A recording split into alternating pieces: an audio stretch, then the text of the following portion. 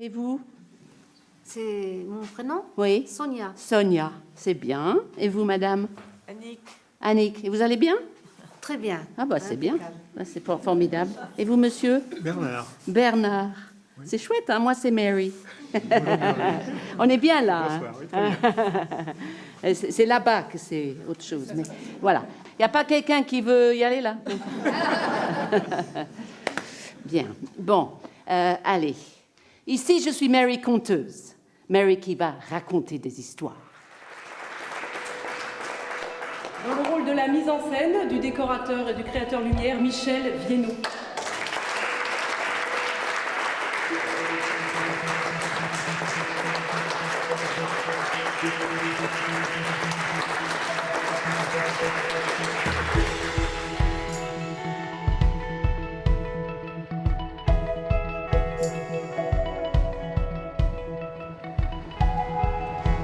Depuis 40 ans, le théâtre permet à Mary et Michel Vienno de faire vivre une famille nombreuse, mais surtout de transmettre ce qui les habite. Ils ont d'abord vécu avec leurs enfants au sein d'ATD Quart-Monde, mouvement non confessionnel fondé pour être auprès des plus démunis. Ils y ont animé un théâtre de rue. En 77, j'avais donc 22 ans, j'ai rejoint le mouvement ATD Quart-Monde. Mary faisait des spectacles de clowns. Je l'ai tirée dans ATD et elle m'a tiré dans le théâtre, contre toute attente. Monsieur Robert, mais non. Ah bah oui, non, parfait, formidable, voilà. Et en 1981, on a rencontré le père Joseph Wrezinski, le fondateur d'ATD Quart-Monde. Et là, il nous a dit, vous devriez aller à la rencontre des plus pauvres avec l'art et la poésie. Vous avez les outils, je vous fais confiance. Du coup, on a créé une troupe de théâtre qui s'est appelée le Théâtre de l'Oiseau. Et la figure de cet oiseau est née comme une expression de l'espoir des gens. Cet oiseau, c'est hallucinant. Il m'a accompagné toute ma vie. Il a accompagné le mouvement l'a même inclus dans son logo. Et puis, il y a eu un moment très fort où, avec Mary, qui est anglaise, on s'est retrouvés avec nos enfants en Angleterre. Et on a proposé au mouvement d'organiser une grande marche pour aller à la rencontre des plus pauvres dans les quartiers, dans les cités, aller dire le message d'ATD. Et on l'a proposé à un niveau artistique. Donc on a constitué toute une équipe et avec beaucoup de bénévoles. Et on a traversé l'Angleterre pendant 2 mois en marchant presque tous les jours. Et ça a été un moment éblouissant pour moi, pour l'oiseau, parce qu'il a vraiment trouvé sa façon de se relier aux gens.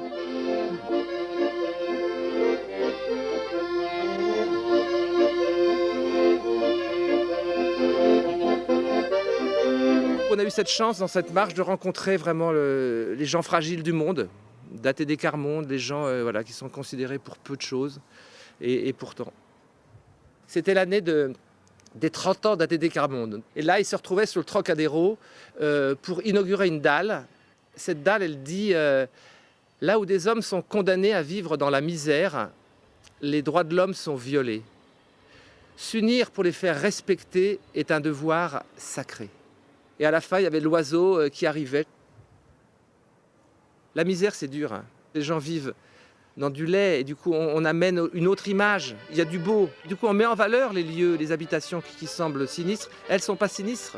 L'oiseau amène sa couleur, amène son énergie aussi.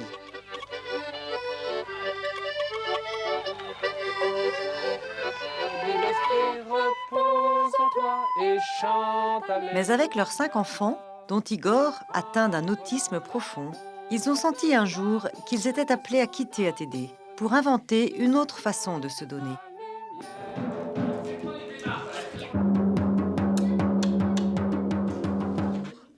Allez, je monte, vas-y, voilà, allez, hop.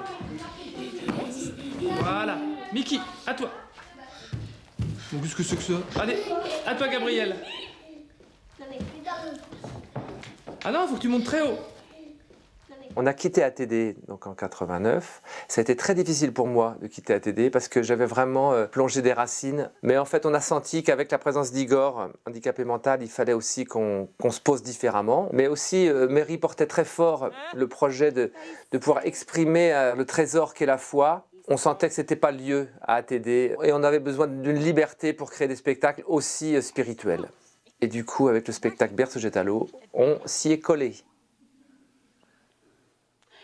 Je suis sûre qu'entre vous ce soir, il y en a qui connaissent très bien Jésus. Il y en a peut-être d'autres qui ne le connaissent pas du tout. Il y en a peut-être d'autres qui le connaissent très bien, mais qui préféreraient pas trop que ça se sache qu'ils le connaissent. Il y en a peut-être d'autres qui se sont dit depuis tout à l'heure, mais vais-je trouver le Jésus que je suis venue chercher ce soir? Aujourd'hui, Michel et Mary sont dans la communion du chemin neuf. Lors d'une de leurs premières retraites pour couple, Mary s'ouvrait ainsi à son accompagnatrice. J'ai vraiment prié depuis des années pour que le Seigneur me montre quelle est sa volonté sur moi. Et puis elle m'a dit tout simplement, mais la volonté de Dieu sur toi, c'est ce que tu portes dans tes tripes. Et ça m'a bouleversée, parce que je sais ce que je porte dans mes tripes. À partir de ce moment-là, les choses se sont accélérées pour Jésus. Vous comprenez, c'était comme s'il y avait des gens qui étaient pour, puis il y avait des gens qui étaient contre. Puis les gens qui étaient contre, ben, ils étaient malins. Ils ont réussi à retourner tout le peuple contre lui. Oh pécheur, oh pardon, excuse-moi. Le drôle se produit quand arrive ce qu'on n'attend pas, en fait. J'ai même joué Jésus avec un nez de clown. Celui qui boit de cette eau-ci, Maria, aura toujours soif, alors que celui qui boit de l'eau que je lui donnerai aura en lui une source jaillissante en vie éternelle. Je pense que quand on arrive à faire rire les gens, lui, il doit être très, très content.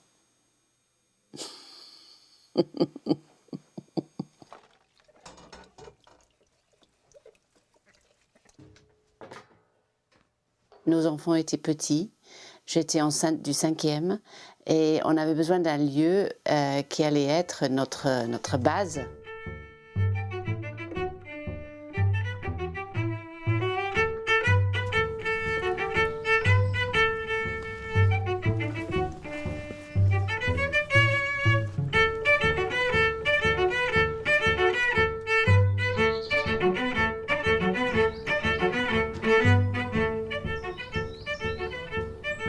Cette maison qu'ils ont retapée en Isère, c'est plus que leur maison. C'est leur lieu de création. Et plus encore, c'est un lieu d'hospitalité, pour aider d'autres à créer. Et donc c'est un peu un bon exemple de ce qu'on a voulu que notre maison soit. Un lieu où les gens peuvent venir pour vraiment construire des créations, pour créer des choses. Et moi-même, j'ai pu créer plusieurs spectacles dans cette maison. Son savoir-faire de metteur en scène, Michel ne le garde pas seulement pour leur troupe, la compagnie Le Puy. Il le met souvent au service d'autres troupes qui le sollicitent. Comme ce jour-là, à Hautecombe, pour monter le Cantique des Cantiques avec 3 membres du Chemin Neuf. Moi, j'ai besoin, en portant mes petites capacités en musique, en goût du texte, en poésie, etc. Mais j'ai besoin de la compétence, je dirais la compétence, mais surtout l'expérience scénique que tu as, Michel, que vous avez avec Mary.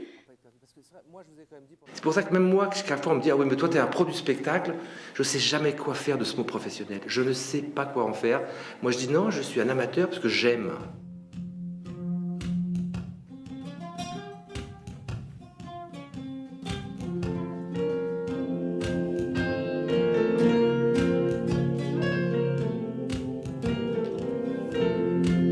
Je suis peut-être le metteur en scène, mais vous l'êtes tout autant que moi.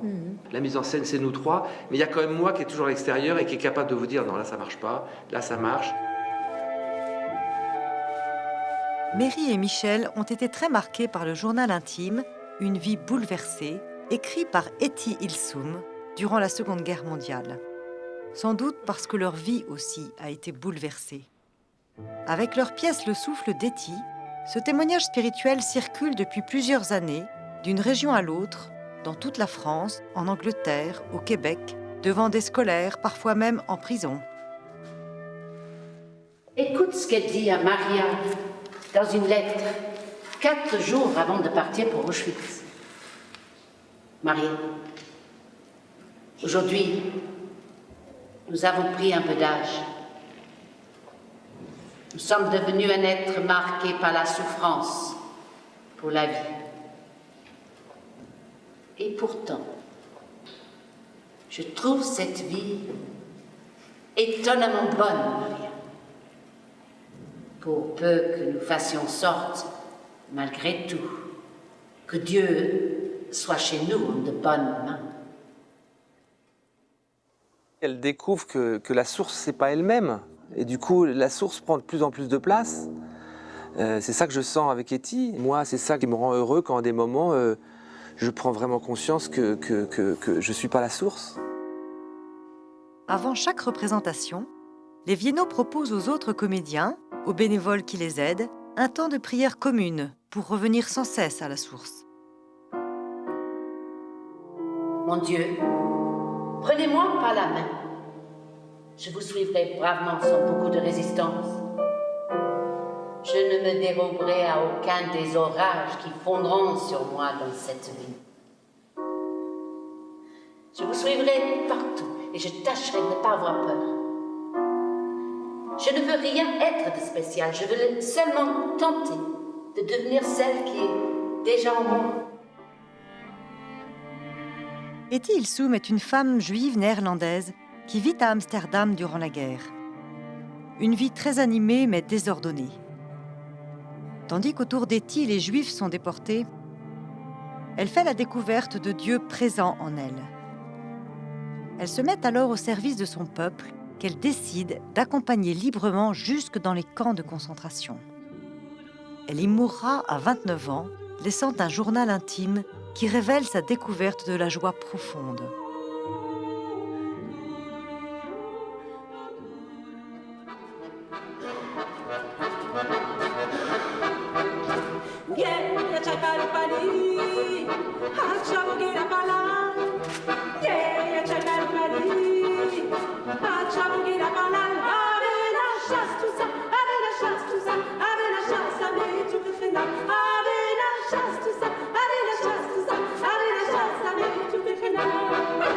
Alors, écoutez par ici. Là, il y a des gens qui nous attendaient avec la musique. Alors regardez Etty Hillesum sur Google, vous serez étonnés. D'accord? Ok? Merci beaucoup. Allez.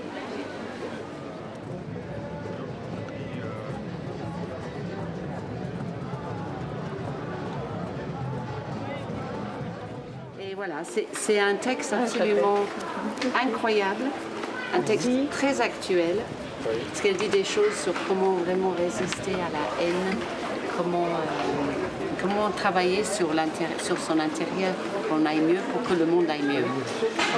C'est du travail à faire. Hein? Ouais. Mais venez voir, parce qu'il y a beaucoup de choses dedans. Si vous avez envie, je peux vous souffler une petite parole à l'oreille. Pourquoi pas? Si la paix s'installe un jour, elle ne pourra être authentique que si chaque individu fait d'abord la paix en soi-même, extirpe tout sentiment de haine pour quelque race ou quelque peuple que ce soit, ou bien domine cette haine et la change en autre chose, peut-être même à la longue en amour, ou est-ce trop demandé? C'est vrai. Voilà, si vous voulez connaître d'autres paroles comme ça, venez nous voir à 11h. Ok, merci. Allez, bon festival. En fait, c'est une pièce en théâtre qui prend ses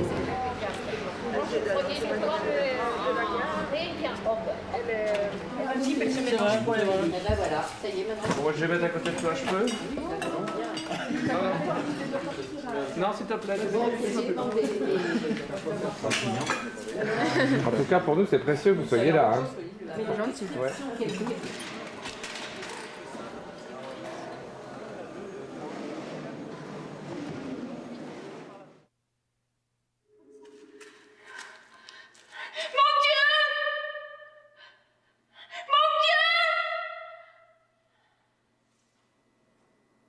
Existe-t-il vraiment?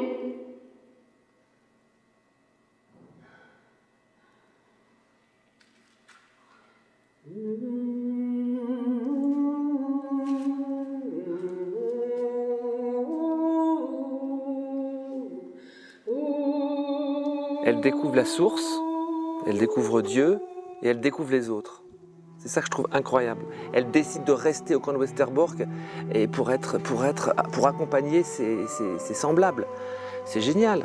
Elle découvre les autres. Voilà.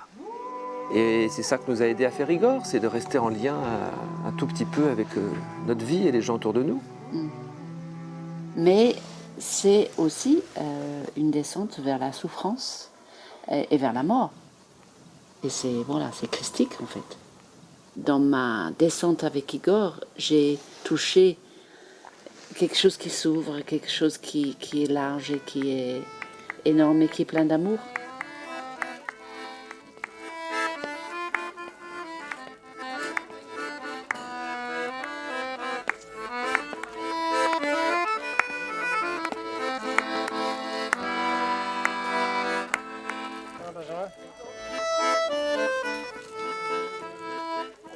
Ensemble et on est aussi amis. Et d'ailleurs, j'ai déjà ailleurs, une fois, je me suis présentée à des amis de Michel et Mary en disant mais je suis en coloc avec Igor. Parce qu'on était dans la même maison. Ouais. En tout cas, c'est vrai qu'en tant qu'amie, je te dis que je suis très très heureuse de te connaître, comme tout le monde. Hein. C'est un cadeau, Igor. Et en tant que responsable de communauté, je te dis merci.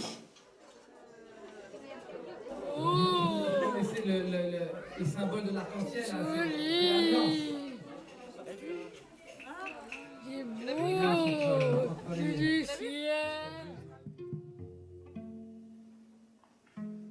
Ah, avec cette paire-là, il a marché pour la première fois. Il avait 5 ans.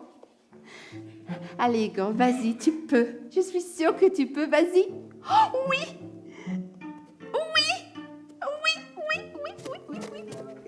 C'est pas allé aussi vite que ça, mais c'est la première paire où il a usé les talons. On a essayé vraiment de trouver une école qui croyait que même les plus démunis avaient le droit d'apprendre. On en a trouvé. C'était à Lyon, alors il fallait trouver une famille qui voulait bien le loger la semaine, et on a trouvé. Donc ça allait marcher, forcément. Donc voilà, j'ai appelé l'école. Allô? Oui, c'est pour Igor. Ah, il faut que j'attende encore 3 mois. D'accord, pas de problème. Il faut rester très poli dans ces cas-là. Donc, j'ai attendu 3 mois. Allô? Oui, c'est la maman d'Igor. Allô? Ah, la maman d'Igor, oui. Bon. Écoutez, madame, je suis désolée, mais il a vraiment pas le niveau. Quel niveau? Dans sa fragilité, Igor, il nous rassemble. Et là, c'est une famille plus large.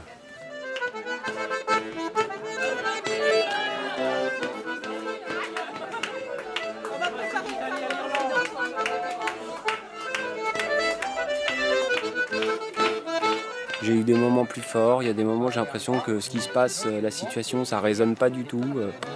Et puis en fait, 2 secondes après, il se passe quelque chose ou une interaction avec lui qui fait que, en fait, il y a une relation, quoi.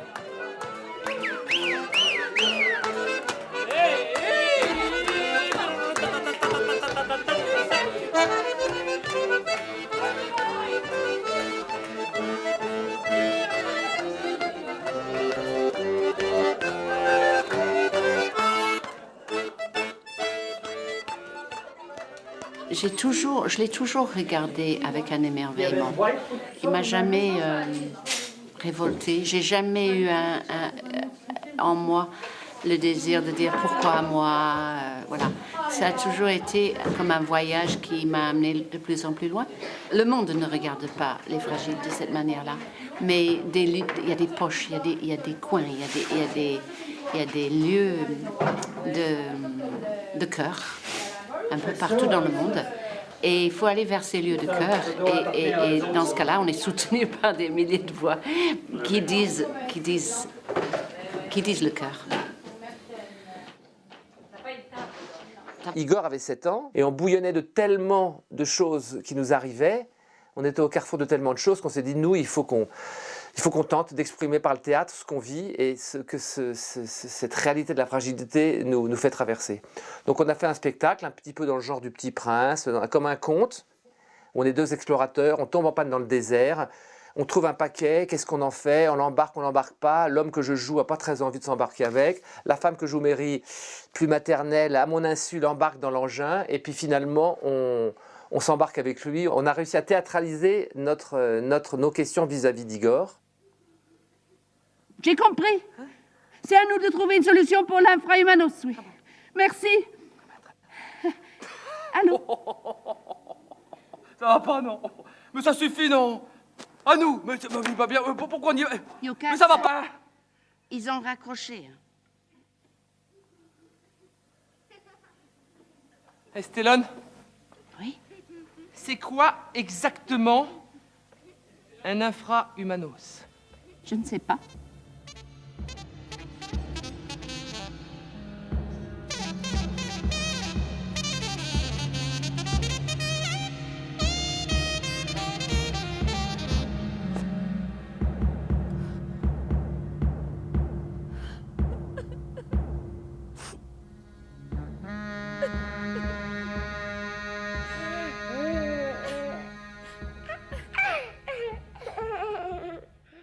Et puis la deuxième partie du spectacle, c'est le rêve qu'on a pour Igor.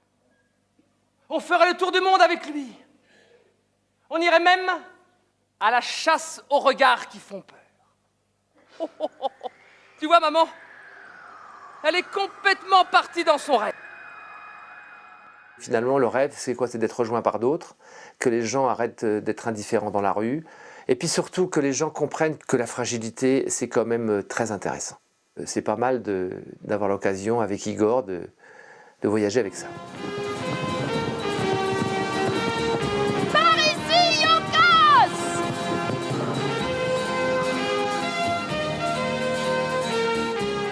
Grâce à toi, nous avons vaincu le dragon. Grâce à toi, si petit, si fragile, nous n'avons plus peur maintenant. Plus du tout. Enfin, presque. Cette pièce, Le Pays d'Igor, Mary et Michel Viennot l'ont jouée plus de 500 fois. Autant d'occasions d'échange avec des milliers de personnes à qui ils permettent d'oser enfin parler de la fragilité et du handicap. Igor, c'est quelqu'un d'handicapé, mais moi aussi, je devais peut-être avoir un chemin à creuser, un chemin vers Dieu, un chemin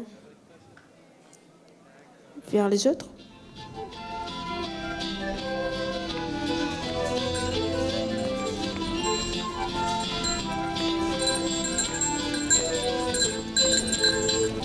J'ai eu beaucoup de chance de créer ce personnage et il m'a habité longtemps, il m'a suivi toute ma vie. Donc l'oiseau, on l'a baptisé Yanoche, comme voilà, un prénom qui vient de loin.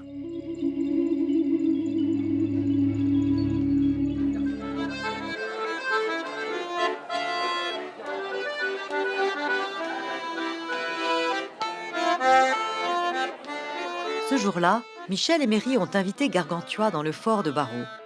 Ils l'ont pour l'occasion métamorphosé en taverne médiévale. Ils y jouent leur pièce, La Taverne des Géants, mais surtout, ils créent un espace pour que d'autres, plus démunis, puissent aussi jouer, inviter et festoyer.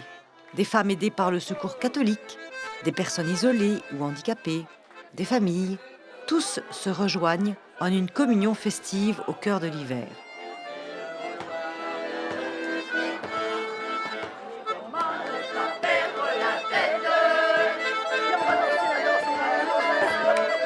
Durant leurs années à ATD Carmonde, le père Wresinski, fondateur du mouvement, leur avait conseillé « Il vous faut de petits moyens pour pouvoir donner de grandes choses. C'est l'investissement de votre personne qui compte. » Tous ces spectacles, toutes ces mises en scène n'auraient pas pu exister sans l'aide des autres pour monter, démonter, ranger les décors, aller sur les places. C'est chaque fois l'occasion de créer de la communauté et de diffuser de la vie.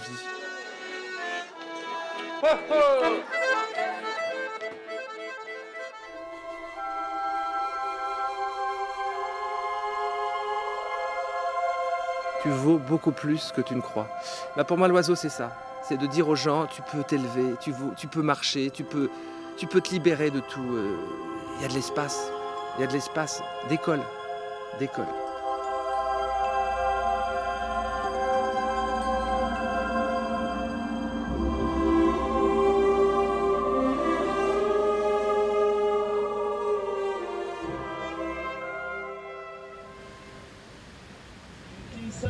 Combien je t'aime, toi aussi tu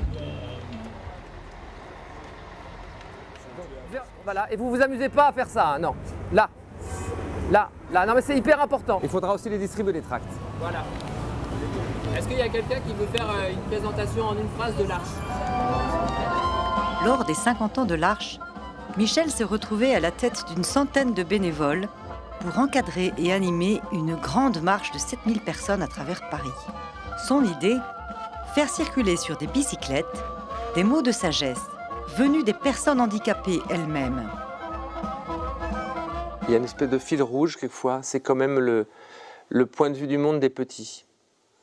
Moi j'ai l'impression que ça a quand même beaucoup traversé les choses. Oui, avec les spectacles à ATD, les paraboles qu'on a choisies, les spectacles autour d'Igor, le spectacle autour d'Etty. Finalement, la fragilité humaine et comment elle dit des choses de notre profonde humanité. Oui, je suis d'accord.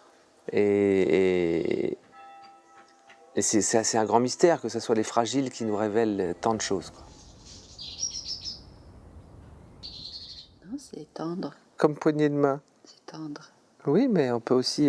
Non, mais tu peux te convertir à la tendresse. Oui, certes.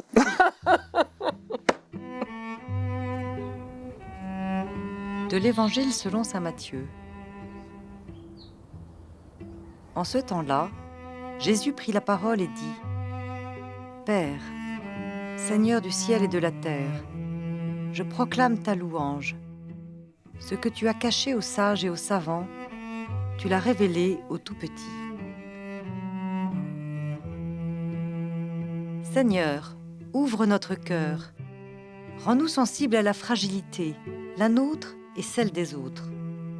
Donne-nous de l'accueillir comme le lieu où ta grâce est à l'œuvre, le lieu d'une plus grande fraternité. Que ton esprit créateur nous conduise à mettre nos dons à ton service pour témoigner de la joie de l'Évangile.